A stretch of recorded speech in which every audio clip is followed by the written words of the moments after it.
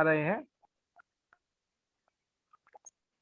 तो इस विषय में मैंने आज ये सेशन रखा है। उद्देश्य ये है कि हम जिस कार्य को आज हम प्रारंभ करने के लिए शुरू हुए हैं, उस पे कुछ मुद्दों पे मैंने चर्चा करनी है। और चर्चा ये करनी है कि भाई हम इस नए व्यवसाय की ओर जो आए हैं, इसमें क्या क्या चीजें हमको सीखनी है करने के लिए। त्रिपाठी जी, आवाज आ रही मेरी आप तक पहुंच रही है? जी जी। तो आज मैं संक्षेप में अपने 6 मुद्दों को यहाँ पे रख रहा हूँ जो मैंने आपसे चर्चा करनी है। सबसे पहला जो मुद्दा, जैसे हम इस व्यापार में जुड़े हैं तो हमें इस व्यापार को किस रूप में देखना है और ये व्यापार है क्या, ये समझना बहुत जरूरी है। बाजार की वर्तमान अवस्था जो है, इसे हम सभी लोग बहुत तरीके से जानते हैं। बाजार क्या है? बाजार इस समय एक प्रकार के मंदी के दौर से गुजर रहा है। काम धंधे कम है और हमारे पास संसाधन भी उसके लिए कम होते चले जा रहे हैं। अब साथ में हम लोग के जो खर्चे हैं वो लगातार बढ़ते हैं, उसकी आपूर्ति को हम करने में समस्या हम लोगों को हो रही है। ये अधिकांश लोगों के साथ है। अब हम लोग के साथ एक समस्या और भी, जो किसी न किसी हम कार्य में लगे हुए समय नहीं निकाल पाते हम लोग अपने किसी विशेष अलग कार्य के लिए। समय की भी हमारे साथ थोड़ी सी कमी रह जाती है। अब प्रश्न ये उठता है कि प्रारंभ कैसे करें, हम इसको प्रारंभ कैसे करें। अगला मुद्दा है कि हमारी प्राथमिकताएं आने वाले समय के लिए क्या होनी चाहिए और किस प्रकार से हम कार्य को आगे लेकर चलें। ये कुछ हमारे आज के यहाँ पर बिंदु इस समय चर्चा करनी है। तो मेरे विषय में आप लोग जानते हैं, लेकिन आप लोग एक दूसरे विषय में नहीं जानते हैं। हमारे साथ इस समय एक तो अजय कुमार जी करोल बाग से जुड़े हुए हैं। आप पिछले 25 वर्षों से कपड़े के कारोबार में हैं और स्कूल यूनिफॉर्म से ये जुड़े हुए हैं। और अजय जी हमारे मित्र हैं वीरेंद्र कुमार त्रिपाठी जी। इनका अपना खुद का व्यवसाय है। नलके का जो सामान बनता है उसकी इनकी खुद की अपनी फैक्ट्री है, पीपल के नलके जो होते हैं। तो हम लोग यही चाहेंगे कि हम सारा जो एक नया जो परिवार हमारा बना हुआ है, ये परिवार हमारा आगे बढ़े और हमेशा हम लोग फले फूलें, हम यही सब चाहते हैं। परंतु ये सब करने के लिए हमारे अंदर एक बात की रिक्वायरमेंट तो होनी चाहिए कि हम क्यों करें। आप लोगों ने अभी तक के छोटे से समय अंतराल में जब से इस कार्य को शुरू किया है, मार्केट में अगर चर्चा हल्की सी भी की हो तो आपको लोगों के विषय में, लोगों की सोच के विषय में कुछ ना कुछ रुझान मिला होगा। कोई कहता है फालतू का काम है, समय बर्बाद है, नहीं होता, लोग भाग बिल्कुल जाते सही। हैं, समय नहीं मिलता, हम नहीं कर सकते, हमें बिल्कुल नहीं आता, ये बहुत सारी बातें सामने आती हैं। बिल्कुल सही बात। परंतु उनमें से एक व्यक्ति से भी अगर हम ये पूछें कि भैया अगर ये फालतू का काम है, लोग नहीं आते हैं, तो सरकार को क्या आवश्यकता पड़ी थी 28 दिसंबर 2021 को इसके लिए कानून बनाने की? दूसरी बात, सरकार ये क्यों कह रही है कि 2025 तक आते आते ये जो व्यवसाय है, जो ये जो इंडस्ट्री है, जो उद्योग है, ये लगभग 78,000 करोड़ को पार कर जाएगा। अगर ऐसा है तो आज अमेरिका विश्व में नंबर 1 होते हुए और 2 लाख करोड़ का व्यापार कैसे कर रहा है इसी व्यवसाय के अंदर। तो मैं आपको एक छोटी सी स्टोरी से शुरू करूंगा इसी बात को लेकर कि व्यवसाय की शुरुआत कब और कैसे हुई है। आज से लगभग 70 वर्ष पहले अमेरिका जो है, उसकी जो आर्थिक स्थिति उतनी अच्छी नहीं थी। वहां पर भी भारत की तरह बेरोजगारी बढ़ी हुई थी, काम धंधे ठप हो रहे थे और कुछ समझ नहीं आता क्या किया जाए। तो कुछ लोगों ने मिलकर एक ऐसे व्यवसाय की आधारशिला रखी जिसको आज हम नेटवर्क मार्केटिंग के रूप में देखते हैं। लेकिन उन्होंने इसका नाम रखा डायरेक्ट सेल्स। प्रश्न ये उठता है कि पैसा कहाँ से आता है, ये हमको जानना बहुत जरूरी है। तो दो प्रकार की मार्केट होती है, एक होती है पारंपरिक मार्केट, एक होती है डायरेक्ट सेल्स मार्केट। पारंपरिक मार्केट में हमारे घर के आसपास नुक्कड़ पे कई दुकानें खुली है जिससे हम सामान घर का लेते हैं। ये जो मार्केट है, इस मार्केट के अंदर हमें जो भी सामान लेना होता है, हमने केवल उसके ब्रांड का नाम लिया, वो व्यक्ति हमको सामान उपलब्ध करा देता है। परंतु धीरे-धीरे क्या हुआ कि मार्केट में बदलाव आने शुरू हुए, ऑनलाइन सिस्टम आना शुरू हुआ, तो ये जो व्यवस्था थी थोड़ी-सी चरमरानी शुरू हो गई। पारंपरिक मार्केट में सामान जो होता है एक चेन के माध्यम से हमारे तक पहुँचता है। इसमें पहले आपका सीएनएफ आता है, फिर उसका होलसेलर आता है, उसके बाद डिस्ट्रीब्यूटर आता है, फिर रिटेलर आता है, फिर सामान हम तक पहुँचता है। और जो सामान ₹40 का बनता है, हमारे तक पहुँचते-पहुँचते वो सामान ₹100 का हो जाता है। साथ में ट्रांसपोर्टेशन होती है, विज्ञापन की कॉस्ट होती है, बहुत सी चीज़ें आती हैं। तो 1910 के बाद ऑनलाइन सिस्टम का चलन शुरू हुआ। ऑनलाइन के अंदर क्या हुआ, कुछ कंपनी ने क्या किया, ऑनलाइन अपनी चीज़ों को बेचने के लिए उपयोग शुरू किया। जैसे आपको एक एप्लीकेशन दे दी और उसमें आप सामान को बुक कीजिए, सामान आपके घर पे पहुँच जाएगा। लाभ ये मिला उस व्यवसाय के उस काम के अंदर कि हमको डिस्काउंट मिलना प्रारंभ हो गया। अगर आप अमेज़न से, फ्लिपकार्ट से कोई चीज़ मँगाते हैं, तो आपको 10 से 15% 20% डिस्काउंट भी वो लोग दे देते हैं, परंतु उसके अतिरिक्त तो कुछ नहीं देते हैं। अब प्रश्न ये उठता है कि हम भी ऑनलाइन कहते हैं, वो भी ऑनलाइन कहते हैं, परंतु व्यवसाय का वास्तविक अर्थ क्या होता है? तो डायरेक्ट सेल्स को परिभाषित किया था आज से 70 वर्ष पहले कि इसका मतलब ये है कि यो जो कंपनी अपना उत्पाद बना रही है, उसको श्रेष्ठ बनाएगी और कंज़्यूमर तक डायरेक्ट पहुँचाएगी। और जो भी व्यक्ति उसको उपयोग करेगा और उपयोग करने के बाद जिस सुविधाओं की वो जो सुविधाएँ प्राप्त करेगा, यदि उस सुविधाओं के आधार पर और व्यक्तियों से बात करता है, उन सुविधाओं का बताता है, तो उसको भी लाभ मिलेगा। धीरे-धीरे वहाँ पर इस व्यवसाय को आधार मिलना शुरू हो गया और वर्तमान स्थिति में जो अमेरिका है नंबर 1 पर, लगभग वहाँ के 14 करोड़ लोग जो हैं इसी व्यवसाय से आज लखपति हैं और अपना व्यवसाय को बहुत अच्छे तरीके से चला रहे हैं। मैं आपको समझा देता हूँ कि है क्या ये व्यापार, जो समझ नहीं आता सामान्य तौर पर। मान लीजिए कि हम लोगों ने अपने घर की व्यवस्था के लिए जो हमको सामान चाहिए, उस सामान को हमने अपने बाज़ार से खरीदा। सामान्य तौर पे हर घर के अंदर 5-10 हज़ार का खर्चा होता ही होता है महीने में, अगर 4 लोगों का परिवार इतना खर्चा हो ही जाता है। और हम जहाँ से भी सामान ले रहे हैं, क्योंकि वो पारंपरिक बाज़ार है, तो वहाँ से सामान लेने के बाद हम तक केवल सामान पहुँचता, कुछ नहीं पहुँचता। अब हम लोग जिस व्यापार को शुरू किया है, इसका जो बहुत अच्छी इसके अंदर खूबसूरती वो ये है कि जो ₹3000 का, ₹4000 का, ₹2000 जो भी हम सामान लेकर आते हैं, हमारा जो सिस्टम इतना बेहतरीन बना हुआ है कि आपको हर सामान की खरीदारी पर 10 से 20% की छूट मिलती है, पहली बात। दूसरा लाभ ये मिलता है हमको कि हम जो भी सामान लेके आते हैं, हमको उसमें गिफ्ट का अवसर मिलता है। हमें गिफ्ट मिलता है, मान लीजिए ₹1000 का सामान लेंगे तो आपको 2 साबुन फ्री मिल जाएँगे, 2000 का लेंगे, 1 शैम्पू फ्री मिल जाएगा, एक अलग-अलग स्कीम कंपनी निकालती रहती है। तीसरी बात ये होती है कि जो हम सामान ले रहे हैं, वो अंतर्राष्ट्रीय मानकों पे खरा है। ऐसा नहीं है कि हम सामान कोई भी उठा के ले आएँगे, क्योंकि इस सामान को बाज़ार में लाते समय सरकार के नियमों का पालन बहुत आवश्यक होता है। सरकार अगर आपसे कहे कि आपका सामान गलत है, तो वह सामान आप नहीं निकाल सकते। चौथा लाभ ये है कि सारा सामान जो है इको फ्रेंडली है, बायो फ्रेंडली, मतलब ना ही आपके शरीर को कोई नुकसान होगा, ना ही वातावरण को कोई नुकसान होगा। मतलब प्रदूषण रहित सामान है हमारा।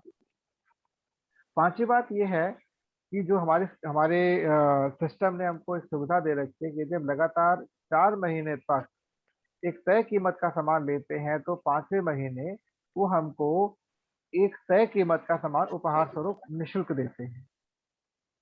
तो मोटे तौर पर अगर हम ₹3000 का मासिक सामान लेते हैं यहाँ से, तो हमको वो 4 महीने के बाद जब हमको उपहार मिलता है, तो वही सामान हमको लगभग-लगभग ₹1500 का पड़ता है। अब प्रश्न ये उठता है कमाई कैसे होती है? कमाई के लिए केवल इतनी सी बात है, अगर इतनी सुविधाएँ हमको मिल रही हैं किसी व्यापार से और अगर हम अपने संबंधित लोगों को उसके विषय में बताते हैं, तो उनको भी इसका लाभ मिलेगा। अब लाभ मिलता कैसे है? तो हम सभी जानते हैं कि यदि हम खुद काम करते हैं, तो केवल खुद ही काम करते हैं और कोई काम नहीं करता है। लेकिन यदि हमारे साथ कुछ सहयोगी मिलकर काम करते हैं, तो ग्रुप काम करता है। जैसे त्रिपाठी जी अपना एक फैक्ट्री में काम कर रहे हैं, आपके साथ 4 सहयोगी हैं जो काम कर रहे हैं। तो उससे क्या हुआ, हमारा काम साझा हो गया। तो अगर हम एक दिन में 8 घंटे काम कर रहे हैं, तो हमारे सहयोगी मिलकर कितने घंटे काम कर रहे हैं? 4 मिलकर 32 घंटे काम कर रहे हैं। तो यही इस बिज़नेस का सबसे बड़ा एक कह सकते हैं सुंदरता है।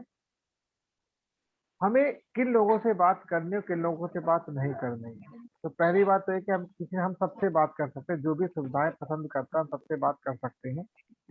परंतु अनुभव ये कहता है कि प्रारंभिक दौर पे जब हम इस व्यवसाय में एंटर करते हैं, तो हमें खुद ही नहीं पता हम करने क्या आए हैं। हमें खुद ही नहीं पता होता, तो हमारे ना विश्वास की कमी होती है थोड़ी-सी, कि भई पता नहीं सुनेगा, कोई नहीं सुनेगा, बात करेगा, नहीं करेगा, तो हम एक आधे-अधूरे विश्वास से लोगों से बात करना प्रारंभ करते हैं, जो हम हर व्यक्ति के साथ होता है। और जब आधे-अधूरे मन से हम किसी से भी बात करेंगे, तो सामने वाला व्यक्ति जो है, वो भी आधे-अधूरे मन से सुनेगा इसको। तो आपको करना क्या है? आपको केवल और केवल जिससे भी आपको लगता है बात करने का, उससे आप बात करते समय केवल ये कहना कि भई मेरे को एक बहुत अच्छा विकल्प मिला है, मैं उसको लेकर आज थोड़ा संतुष्ट हूँ, मैं चाहूँगा आप भी उस विकल्प को सुनें। तो आप या तो फ़ोन के माध्यम से या फिर फ़िज़िकली आप मुझे बुलाकर वहाँ पर बात करवा सकते हैं और सीख सकते हैं कि होना क्या है। अब हम सीखेंगे अगर, तो सिखा भी सकते हैं, परंतु सीखते समय हमको ये बात ध्यान रखनी है कि हम सीख क्या रहे हैं, कैसे कैसे चलना है हमको आगे। अब किस व्यक्ति के साथ हमको अपना जुड़ाव करना है, तो इसके लिए हम एक सूची बनाते हैं। सूची उन लोगों की होती है जिनको हम जानते हैं। अब जो सूची हमको बनानी है, उस सूची के अंदर हम कोशिश करते हैं कि उन लोगों का नाम पहले रखें जिनको हम बहुत करीब से जानते हैं। तो बना लीजिए, इसके लिए एक फ़ॉर्मूला होता है फ्रेंड्स का और इसको बहुत आसान तरीके से ऐसे समझाते हैं कि जब हमने अपनी सूची तैयार करनी तो ये सोच के तैयार करनी कि मुझे अपने बेटे का या बेटी का विवाह जब करना होगा या कोई बड़ा कार्यक्रम करना होगा तब सूची कैसी हो। बस आप नाम लिख लीजिए, बात अभी किसी से नहीं करनी है आप, केवल नाम लिखना है आपको क्योंकि कभी-कभी उत्सुकतावश हम लोग उत्साहवश लोगों से बात करनी प्रारंभ कर देते हैं और पूरे बिज़नेस को एक्सप्लेन कर देते हैं। वो व्यक्ति ना कर देता है। ये बोलेगा जी, अरे कहाँ फँस गए आप? ये सब ऐसी हवा की हवाई-हवाई बातें, कुछ नहीं होता इसके अंदर। आपने 1 से बात किया, 2 से बात किया, 4 से बात की, बोला तिवारी जी माफ़ी चाहेंगे हमसे काम नहीं हो सकता, हम घर बैठे हैं, हमसे कुछ नहीं होगा। केवल और केवल आपने सूची बनाई और उस सूची के विषय में एक बार आपस में चर्चा करी, हम इनसे ये बात करना चाहते हैं। या अगर आप नहीं भी मेरे से बात कर पाए, सिर्फ इतना कहना है कि तिवारी जी हमने एक व्यक्ति को अपने पास बुलाया हुआ है यहाँ पर, या हम टेलीफ़ोनिक आपसे उनसे बात करवाना चाहते हैं, तो आपको जब समय बताइए हम उनसे बात कर सकते हैं। तो मैं उसी समय आपके पास अवेलेबल हो जाऊँगा टेलीफ़ोन पर, थ्री वे कॉलिंग पर या व्हाट्सएप पर या ज़ूम मीटिंग करके उसको समझाने के लिए। काम मेरा है समझाने का और यदि किसी कारणवश मैं उपलब्ध नहीं हूँ, तो आपको हमारे अपलाइन के नंबर उपलब्ध हो जाएँगे, मैं आपको फ़ोन नंबर दे सकता हूँ, उनसे बात कर सकते हैं। परंतु क्योंकि मैं इस काम को अपने लिए लगभग 24 घंटे के आधार पे लेके चल रहा हूँ, तो मैं कभी भी आपके लिए उपलब्ध हो सकता हूँ। अब क्योंकि मैंने इस व्यवसाय को जब शुरू किया था, तो ऐसे इसके अंदर मैंने अपने पूरे दिमाग को नहीं लगाया। सबसे पहले एजुकेशन लिया, कि व्यवसाय आखिर किस लेवल तक मेरी सहायता कर सकता है। तो मेरे विषय में आप लोग सभी जानते हैं, बट दोबारा बताना चाहूँगा, मैं खुद एक सॉफ्टवेयर इंजीनियर हूँ और 20 साल से मैं शिक्षा को अपना समय दे रहा हूँ और बहुत अच्छे लेवल पे मैंने काम भी किया है। लेकिन कहते हैं ना कि अगर आप किसी निजी संस्थान में काम कर रहे हैं, जब तक आप काम करेंगे तब तक पैसा आएगा, जब आप छोड़ दें पैसा नहीं आएगा। तो अपनी एजुकेशन के दौरान मैंने ये देखा इसी व्यवसाय के अंदर कि एक सज्जन थे, उन्होंने इस व्यवसाय को शुरू किया, मेहनत की 1.5 साल तक और लगभग 80,000 रुपए तक वो पहुँच गए थे। कोरोना काल आया, कोरोना हुआ, उनका देहांत हो गया। जब देहांत हुआ तो परिवार ज़ीरो पर आ जाएगा क्योंकि 80,000 तक कमा रहे थे वो, परंतु ऐसा हुआ नहीं। उनके परिवार को उनके जाने के उपरांत भी 80,000 रुपए मिलता रहा और आज वो बढ़ के लगभग 1,20,000 रुपए हो चुका है। क्यों? सभी लोगों ने सामान लेना है, सभी लोग खर्चे महीने के हैं। इस बात ने मेरे अंदर एक विश्वास जगा कि हाँ, ये एक ऐसा व्यापार है जहाँ पे हम अपने जीवन को सुरक्षित कर सकते हैं, भविष्य को सुरक्षित कर सकते हैं। क्योंकि कोई हमारा सगा नहीं वास्तव में, हम किसी के सगे नहीं, हमें तो क्या चाहिए? रोज़ के खर्चे चाहिए। लेकिन अगर कोई हमारे साथ इस प्रकार से साथ चल रहा है, तो हम अपने जीवन को परिवर्तित कर सकते हैं। आपका विश्वास भी इसमें धीरे-धीरे बढ़ेगा जब आप गहराई से इसमें घुसेंगे। तो मेरा अभी आप लोगों से इस पहली मीटिंग के दौरान एक ही चीज का निवेदन है, और वो ये है कि आपके साथ जो भी समस्याएं और चुनौतियां आ रही हैं, लिखकर आप कल मेरे से चर्चा करेंगे, और आप केवल उन लोगों से ही बात करेंगे जो आप, या तो मैं, जैसे मैं खुद अपनी अगर बात करूं तो मैं अपने सर्कल में किसी से बात कर ही नहीं रहा, क्योंकि मुझे पता है मैं सर्कल में अगर बातचीत शुरू करूंगा तो शायद मेरे को ना पहले मिलेगी, क्योंकि ऑलरेडी ऑलरेडी मैं जब काम शुरू किया था, मैंने 10-15 लोगों से मैंने बात की, मेरा फोन उठाना ही बंद कर दिया। मैं, कोई बात नहीं, आपकी इच्छा, क्योंकि मैं किसी को कुछ देने जा रहा हूँ, लेने कुछ नहीं जा रहा, मैं आपसे कुछ नहीं मांगता, केवल आपको मैं सिस्टम से जोड़ देता हूँ और बता देता हूँ काम कैसे करना है, और सहयोग, बल्कि सहयोगी बन के रहूंगा। लेकिन लोगों के पुराने अनुभव उनको आगे बढ़ने नहीं देते हैं। तो केवल इतना ही कहूंगा कि आज आज इस व्यवसाय के अंदर जब हमने प्रारंभ किया है, हमारे अंदर विश्वास रहे कि हम एक ऐसे व्यवसाय से जुड़े हैं जिसका पोटेंशियल आज की तारीख में 2800 करोड़ का है सालाना।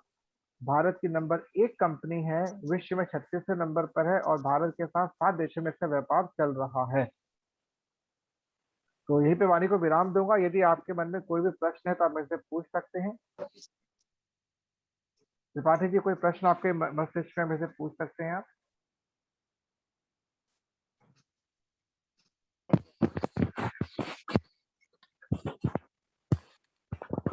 समझ रहा हूँ कोई बात नहीं, ठीक है। जी जी जी, आपको समझ आ रही होगी बात ना, जो मैंने बात कही है अभी। समझ आ रहा है। जी जी, अजय जी, आपका कोई प्रश्न है तो मुझसे पूछ सकते हैं। सर कोई क्वेश्चन नहीं है, बस समझ में आ गई है। हाँ हाँ हाँ बिल्कुल समझ आ गया सर। हाँ, धीरे धीरे चलेंगे हम लोग, बिल्कुल धीरे धीरे। धीरे धीरे। हाँ, और मैं आप बिल्कुल लोग सही की, कह रहे हैं सर, आपके अपना फोन कोई अपना उठाते हैं तो उठाते नहीं, और हम कुछ बात करने की सोचते तो वो फिर दोबारा उठाते नहीं है। बिल्कुल जी सही जी, कह रहे हैं। मैं आप लोग को ना छोटे छोटे वीडियो के माध्यम से ये बताऊंगा कि कैसे हम पब्लिक से बात कर सकते हैं। वीडियो डालता रहूँ, ग्रुप के अंदर डालता रहूंगा मैं बना बना कर। बिल्कुल सर। और मैंने ग्रुप पे ना कुछ वीडियोस भी डाले हुए हैं, आपको समय मिले तो देखिएगा। ये उन लोगों के वीडियो जो कि एक्सपर्ट्स लोग हैं, आपकी बुद्धि खुलेगी। एजुकेट तो होना पड़ेगा, समय बदल रहा है, हमको अगर हम एजुकेट नहीं होंगे तो समय हमें कुछ देगा नहीं फ्यूचर में। बिल्कुल सही।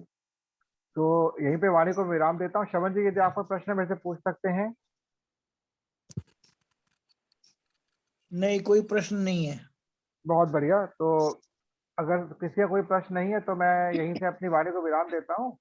और आगे की योजना के लिए मैं यही कहूंगा आपसे कि जैसे हम लोग की अभी तक बातचीत होती रही है, आप केवल और केवल आज एक काम कीजिएगा मेरे कहने पर, कि आपको कल एक विवाह का आयोजन करना है, एक लिस्ट बना लीजिए, बात किसी से नहीं करनी है।